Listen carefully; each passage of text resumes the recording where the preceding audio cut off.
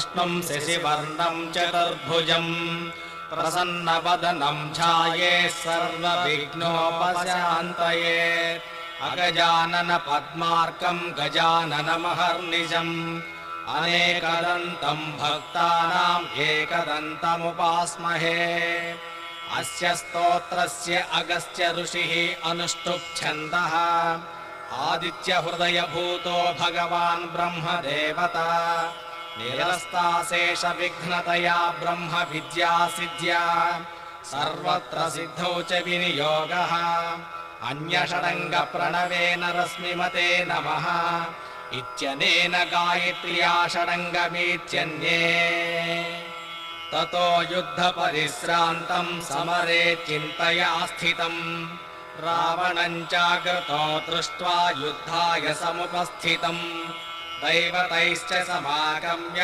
द्रष्टुमभ्यागतो रणम् उपगम्याब्रवीत् रामामगस्त्यो भगवान् ऋषिः राम राम महाबाहो शृणु गुह्यं सनातनम् येन सर्वा नरेन्वत्सा समरे विजयिष्यसि आदित्यहृदयं पुण्यं सर्वशत्रुविनाशनम् जयावहं जपेन्नित्यम् अक्षयं परमं शिवम् सर्वमङ्गलमाङ्गल्यं सर्वपापप्रणाशनम् चिन्ताशोकप्रशमनमायुर्वर्धनमुत्तमम् रश्मिमन्तं समुद्यन्तं देवासुरनमस्कृतम् पूजयस्व विभस्वन्तं भास्करं भुवनेश्वरम् सर्वदेवात्मको ह्येष तेजस्वी रश्मिभावनः एष देवासुरगणान् लोकान् पाति गभस्तिभिः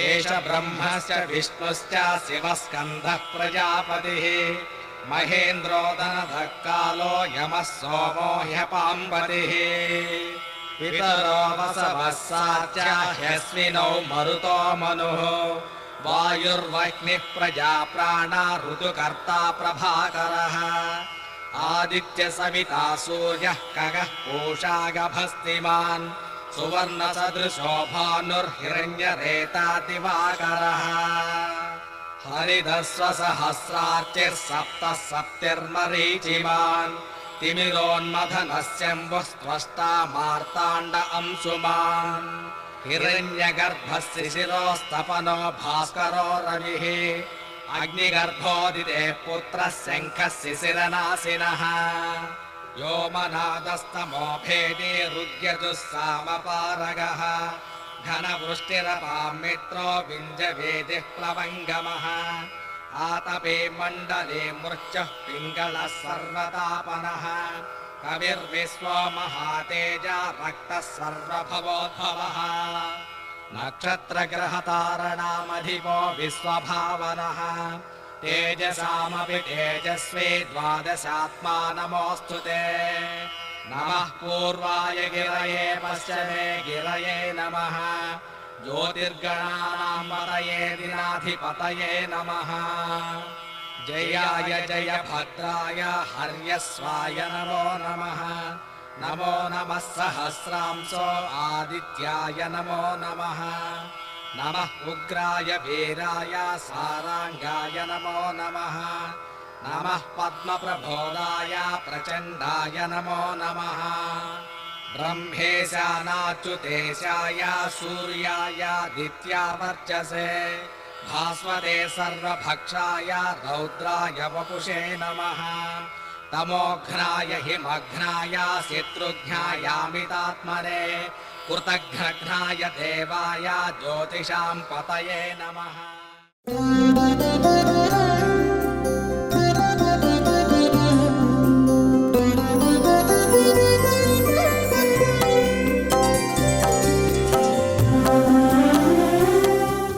अंतर्गतमलो दुष्टः तीर्थस्नानशतैरपि न शुध्यति यदा भाण्डं సురయా దాహితం చ సత్.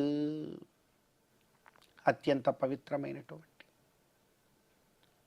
ఈ వైశాఖ మాసంలో శుభోదయ వేళలో దేవదేవుడైనటువంటి శ్రీమన్నారాయణుణ్ణి కలియుగ ప్రత్యక్ష దైవమైనటువంటి శ్రీ వెంకటేశ్వర స్వామి వారిని పరిపరి విధాలుగా శరణాగతి చేస్తూ ఉత్తమమైన ఈ వైశాఖ మాస శుభోదయ సమయాన్ని మనం చరితార్థం చేసుకుంటూ ఉన్నాం. ఈ వైశాఖ మాసంలో మనందరి యొక్క ప్రధానమైనటువంటి కర్తవ్యం గోవిందుడి యొక్క ఆరాధన.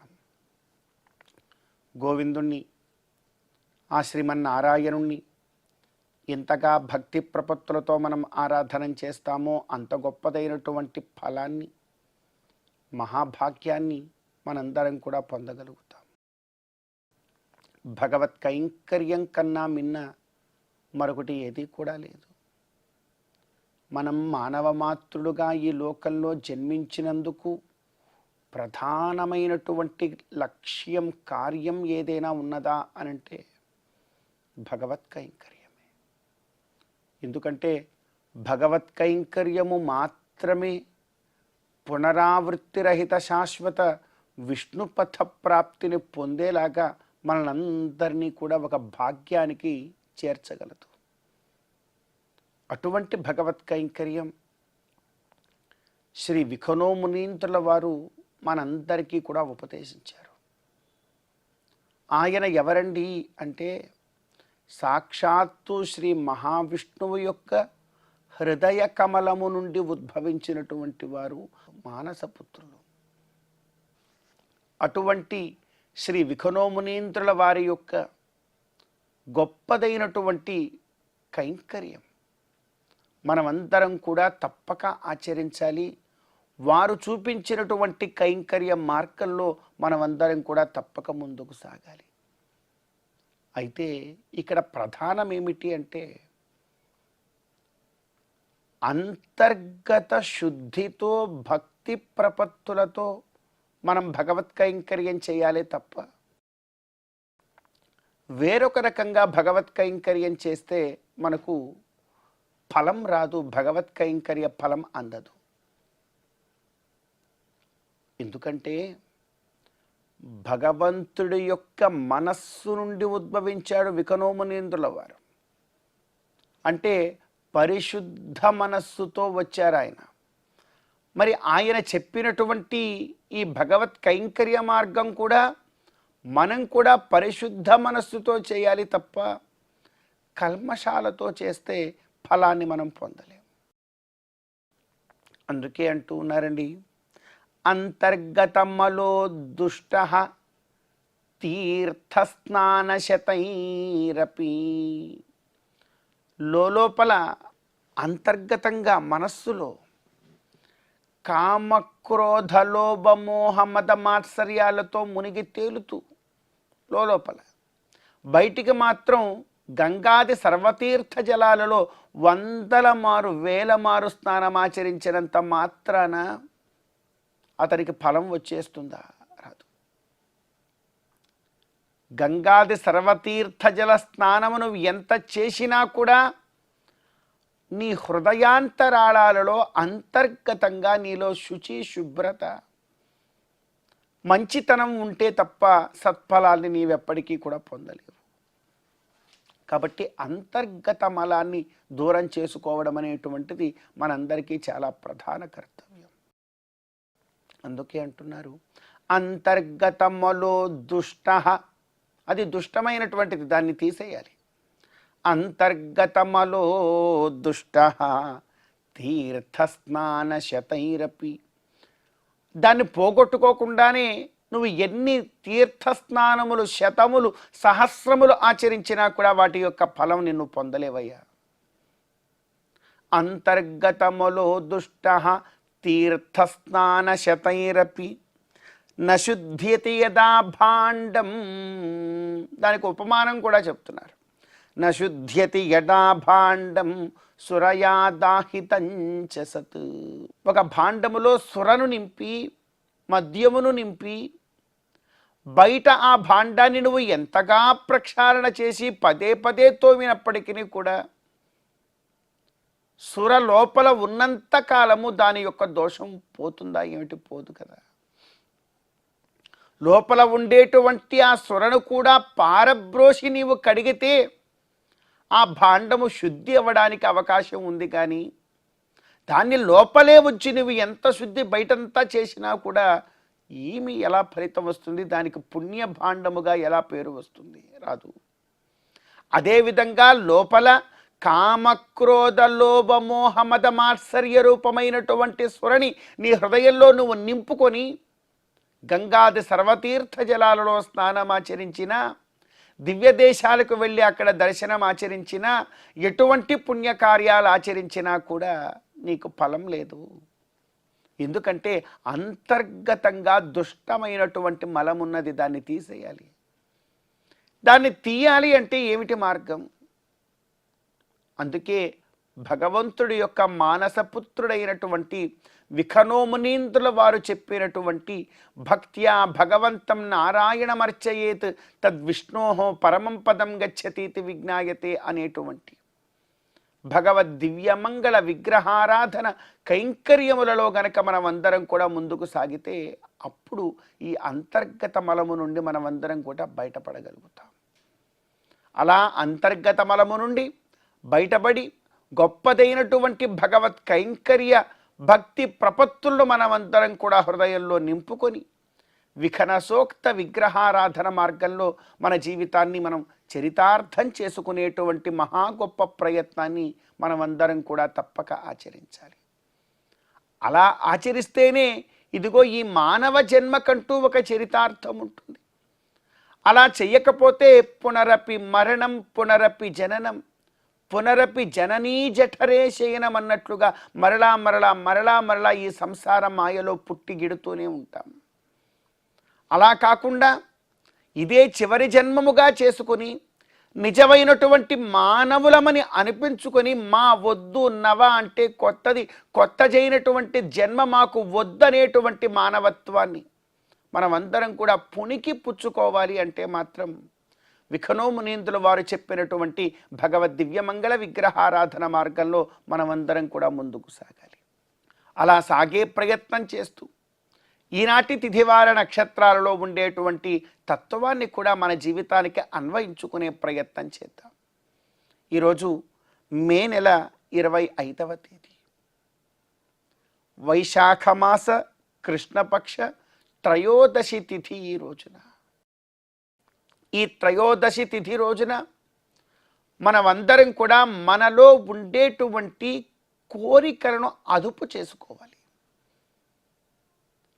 అలా అదుపు చేసుకొని కోరిక అంటూ ఏదైనా ఉంటే మనలో అది భగవద్ దివ్యమంగళ విగ్రహారాధనా రూపమై ఉండాలే తప్ప, ధర్మానుగుణమైనటువంటిదై ఉండాలే తప్ప వేరొక కోరిక ఏదీ కూడా లేకుండా మన కోరికలను అదుపు చేసుకొని భగవత్ కైంకర్యం చేయడం అనేటువంటిది ఈ త్రయోదశి తిథి రోజున మనందరి యొక్క మహాప్రధానమైనటువంటి కర్తవ్యం. అదేవిధంగా ఈరోజు వారము ఆదివారం. ఈ ఆదివారం రోజు ఆరోగ్యప్రదాత అయినటువంటి ప్రత్యక్ష దైవం ఆ సూర్య భగవానుడి యొక్క ఆరాధన మనందరికీ కూడా ధర్మ మార్గంలో ముందుకు సాగడానికి అత్యంత ప్రధాన ఉపకరణమైనటువంటి ఈ శరీరము మనకు బాగా సహకరిస్తుంది ఈ సూర్య భగవానుడి యొక్క ఆరాధన ద్వారా. అదేవిధంగా ఈరోజు నక్షత్రము కూడా అశ్విని నక్షత్రం.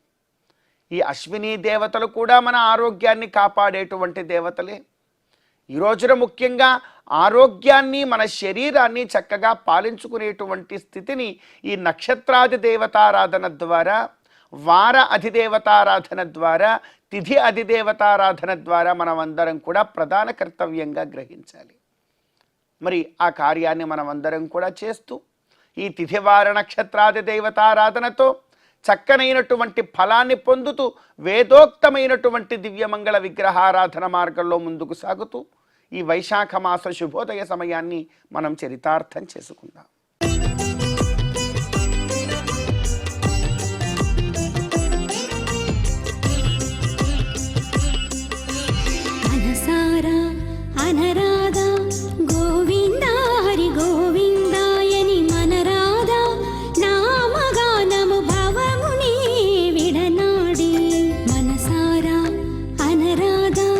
గోవింద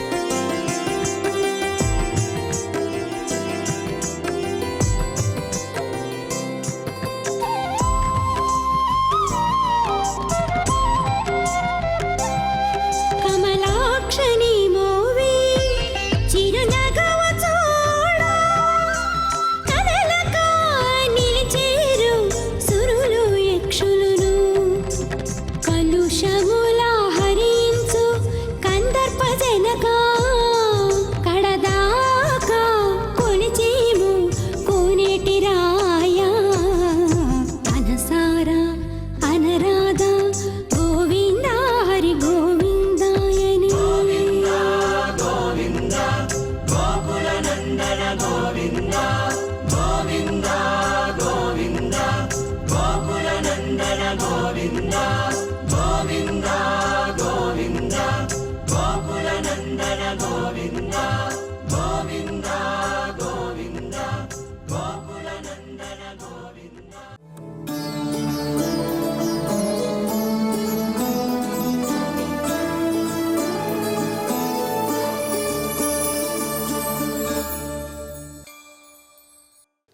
కమప్యనవదిం వందే కరుణావరుణాలయం వృషశైలతటస్థానాం స్వయం వ్యక్తిముపాగతం. ఈ శుభోదయం వేళ శ్రీవారి వైభవం కార్యక్రమంలో ఈనాడు పరమ భక్తాగ్రేసురాలైనటువంటి తరిగొండ వెంగమాంబ ఆవిడ యొక్క భక్తి ఎటువంటిది, భగవంతుణ్ణి ఏ ప్రకారంగా ఆరాధించినది, భగవంతుడే సర్వస్వం అని తలచినది, ఆ భక్తాగ్రేసురాలు యొక్క వైభవాన్ని తెలుసుకుంటూ స్వామివారి యొక్క వైభవాన్ని తెలుసుకునే ప్రయత్నం చేద్దాం. తరిగొండ అనేటువంటి ఒక అద్భుతమైనటువంటి క్షేత్రం. తిరుపతి అలాగే తిరుమల పుణ్యక్షేత్రానికి సమీపంలో ఎన్నో దివ్య గ్రామాలున్నాయి. ఎందరో మహనీయులు యోగులంతా కూడా అవధూతులంతా కూడా అవతరించినటువంటి దివ్య స్థలాలున్నాయి. అలాంటి దివ్యస్థలమే తరిగొండ. తిరుపతికి పశ్చిమాన వాయిల్పాడు వాల్మీకిపురం చెప్తూ ఉంటాం. ఆ పట్టణానికి 4 మైళ్ళ దూరంలో ఆ తరిగొండ గ్రామంలో 1730 ఆ ప్రాంతంలో కానాల కృష్ణయ్య అదే ప్రకారం మంగమ్మ అనే పుణ్య దంపతులు ఉండేవారు. వారికి 5 మంది మగ సంతానమే. వాళ్ళకి ఒక కోరిక, ఒక పుత్రిక కావాలి, కుమార్తె కావాలి, కన్యాదానం చెయ్యాలి అని. అందువల్ల వాళ్ళు ఏం చేశారు, వెంకటేశ్వర స్వామిని వేడుకున్నారు. ఆ దంపతులు వెంకటాచలానికి యాత్ర చేశారు. కోరిన వరాల రాయుడు, సంతాన ప్రదాత అయినటువంటి వెంకటేశ్వరుడు వారి యొక్క కోరికను మన్నించి వారికి ఒక పుత్రికను కలుగజేశాడు. వెంకటేశ్వర స్వామి వారి యొక్క దయతో ఈ కుమార్తె, ఈ ఆడపిల్ల పుట్టింది కనుక వెంకమ్మ అని నామకరణం చేశారు. ఈవిడ స్వామివారి యొక్క దయతో పుట్టింది కనుక ఎల్లప్పుడూ నిరంతరం భగవంతుడి యొక్క ప్రార్థన, భగవంతుణ్ణే ఎప్పుడు ధ్యానిస్తూ ఉండేది. భక్తితో అంటే భజనలతో భక్తితో కాలక్షేపం చేసేది. గంటల కొద్దీ ధ్యానంలోనే మునిగిపోతూ ఉండేది. చిన్ననాట మనకు ఆనందంగా ఉన్నా కూడా యుక్త వయస్సు వచ్చిన తర్వాత ఈ తల్లిదండ్రులకు ఈవిడికి వివాహం చెయ్యాలనేటువంటి కోరిక కలిగింది. ఇది సహజం. కానీ ఈవిడ వివాహానికి ఇష్టపడటం లేదు. ఎంతైనా కూడా అడిగితే నాకెందుకు వివాహం, నా భర్త వెంకటేశ్వరుడే అని చెప్పుకుంటూ వచ్చేది. ఇది పిచ్చి పిల్ల, దీనికి ఏం తెలియటం లేదు. ఊళ్ళో ఉన్నటువంటి వాళ్ళందరూ కూడా ఒక మాదిరి చూస్తున్నారు. ఎప్పుడు కూడా 24 గంటలు వెంకటేశ వెంకటేశ వెంకటేశ అంటూ ఉన్నదే, వీళ్ళు ఎలా పెంచుతున్నారు అని అందరూ కూడా అవమానపరిచేవారట. ఇలా అయిన తర్వాత అప్పటికి కూడా ఎంతైనా కూడా ఆ ప్రేమ ఉంటుంది కనుక వీళ్ళు ఏం చేశారు, వివాహాన్ని నిశ్చయించుకున్నారు. అచ్చటే కృష్ణయ్య దంపతులు చిత్తూరుకు సమీపంలో నారగుంటపాడం అనేటువంటి గ్రామానికి చెందినటువంటి వెంకటాచలపతి అనే యువకునికి ఇచ్చి బలవంతంగా పెళ్లి చేశారు. కలిసి కాపురం చెయ్యక ముందే దైవవశాత్తు ఆ వెంకటాచలపతి పరమపదానికి చేరుకున్నాడు. చాలా కష్టం కలిగింది వీళ్ళే. ఆవిడ కించిత్తు కూడా బాధపడలేదు. అంటే ఎప్పుడూ వెంకటేశ్వర స్వామినే తలుస్తూ ఉండేది కదా. ఇదంతా కూడా విధి బలం అని అనుకున్నది. ఆ పుట్టింటిలోనే ఆవిడ ఉంటూ, వెంకమ్మ ఉంటూ తన భర్త వెంకటేశ్వర స్వామి అని తలుస్తూనే ఉన్నది. ఆ గ్రామంలో ఉన్నటువంటి వాళ్ళందరూ కూడా వివాహమైంది, తర్వాత భర్త చనిపోయాడు, ఇలా సుమంగళి స్త్రీగా ఉండడం తప్పు కదా. పూలను ధరించడం ఏమిటి, కుంకుమ పెట్టుకోవడం ఏమిటి, గాజులను ధరించడం ఏమిటి, ఇది మన సంప్రదాయం, మన ఆచారం కాదు అని వాళ్ళందరూ కూడా ఆక్షేపించేవారు. ఏమీ తెలియలేదు, తల్లిదండ్రులకి ఏమీ అక్కడ అర్థం కాలేదు.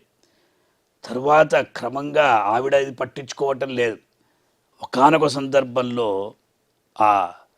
ఒక గురువు గారు అక్కడ రావడం జరిగినది.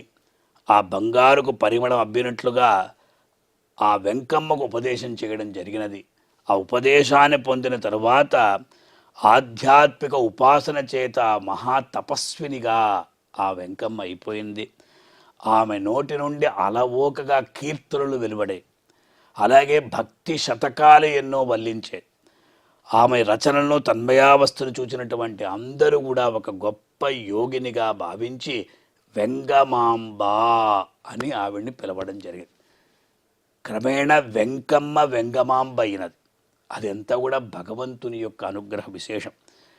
కొంతమంది ఏమో అసూయాగ్రస్తులు, సహించలేరు, సంప్రదాయజ్ఞుల్ని విర్రవీగుతూ ఉండేవాళ్ళు. వాళ్ళు ఏం చేశారంటే ఈ కృష్ణయ్య దంపతుల్ని వెలివేశారు. ఎంత చెప్పినా కూడా ఆవిడ వినిపించుకోలేదు. చక్కగా తల నిండా పుష్పాలను పెట్టుకుంటూ, అలాగే నుదుట నిండా కూడా కుంకుమ పెట్టుకుంటూ, గాజులను ధరిస్తూ ఆవిడ సుమంగళి స్త్రీగానే ఉండడం చూచి వెలివేశారు. ఇంతలో సంచారానికి వచ్చినటువంటి ఒక పీఠాధిపతి ఆ వెంగమాంబ యొక్క విపరీతమైనటువంటి బుద్ధిని గుర్తించి ఇతరుల యొక్క మాటను విని ఒక ప్రశ్న వేశారు. ఏమ్మా, నీకు తెలియదా, నీకు వైధవ్యం కలిగినది, నీవు విధవరాలు, అటువంటప్పుడు ఇలా ఉండొచ్చా అంటే గుండు కొట్టుకోవాలి, ఇదంతా ఉంది కదా అంటే ఆవిడ నేనెందుకు, నాకు వైధవ్యం లేదే, నేను నిత్య సుమంగళి స్త్రీని, నా భర్త వెంకటేశ్వరుడైనప్పుడు నేనెందుకు ఇదంతా చెయ్యాలి అని ఎదురు తిరిగి, అది మాత్రం కాదు నమస్కారం కూడా చేయలేదు. ఆ పీఠాధిపతికి ఒక విధమైనటువంటి అహంకారం. ఏ సరిపోతే పోనీ హిందూ ధర్మ పీఠాధిపతిని నాకెందుకు నీవు నమస్కారం చేయలేదు అని అడిగిన వెంటనే, స్వామి మీరు వెంటనే లేవండి, మీరు కూర్చున్నటువంటి పీఠానికి నమస్కారం చేస్తాను, ముందు మీరు లేవండి అని చెప్పిందట. ఆయన లేచిన వెంటనే పీఠానికి అలా ఎప్పుడైతే నమస్కారం చేసిందో పెళపెళమనే చప్పుళ్లతో ఆ పీఠం కాలుతూ భస్మైపోయిందట. ఈ హఠాత్సంగానికి భీతిలు, అంటే అంత తపశ్శక్తి ఆవిడకున్నది. ఇంకొకరికి నమస్కారం చేస్తే వాళ్ళు భస్మమైపోతారు. అలా అయిన తర్వాత ఆ వెంగమాంబని నిశ్చితంగా పరిశీలించాడు పుష్పగిరి పీఠాధిపతి. ఈమె దైవాంశ సంభూతురాలు, మహాయోగిని అయినటువంటి ఆమె కట్టుబాట్లంతా కూడా అనవసరం. ఆమె ఇష్టం వచ్చినట్లు ఆమెను ఉండనియండి, ఆమెను సేవించి తరించండి అని వారు అక్కడ ఉపదేశం చేసి వెళ్ళిపోయారు. ఇలా ఇక్కడ వీళ్ళందరూ కూడా కుక్కతోక వంకనేంటి దుష్టులంతా కూడా హింసించేవారు. వాళ్ళకి ఈవిడ శక్తి తెలియదు. ఆవిడేం చేసేది, ఆ ఊళ్ళోని గుడిలో తానే స్వయంగా ఒక నరసింహస్వామిని పూజించేది, ధ్యానించేది. ఆ ఒకరోజు ఆ గుడిలోని ఆంజనేయ స్వామి విగ్రహం దగ్గర ధ్యానం చేస్తున్నటువంటి సందర్భంలో ఈ అర్చకులు ఏం చేశారంటే, ఎందుకు ఈ ముండ ఇక్కడ ఉన్నది, ఏ క్షేత్రానికైనా వెళ్ళి తపస్సు చేసుకోకుండా మా ప్రాణాలను తీస్తున్నది అని చెప్పిన తర్వాత ఆవిడ అక్కడి నుండి, అంటే ఆవిడ యొక్క తల జుట్టును పట్టుకుని వాళ్ళు బరబరా జైటికి జరజర ఈడ్చారట. ధ్యాన భంగమైనది. ఆమె చూచిన చూపులకు అర్చకులు కూడా భయపడిపోయారు. అచ్చటి నుండి ఆవిడ విరక్తితో తిరుమల క్షేత్రాన్ని, అంటే 20 ఏండ్ల పడుచైనటువంటి వెంగమాంబ తరిగొండను విడిచిపెట్టి అరణ్య మార్గం కూడా ప్రయాణించి తిరుమల క్షేత్రానికి చేరుకున్నది. అందువల్ల మొట్టమొదటగా ఆ తరిగొండ నుండి వెంకమ్మ అనేటువంటి వెంగమాంబ తిరుమల క్షేత్రానికి వచ్చి స్వామివారిని దర్శించుకున్నది. ఈ ప్రకారంగా ఆ వెంగమాంబ ఎలా స్వామివారిని దర్శించుకున్నది, ఎటువంటి కీర్తనంతా కూడా పాడింది అనే విషయాన్ని కూడా మనం తెలుసుకుంటాం. ఓం నమో వెంకటేశాయ.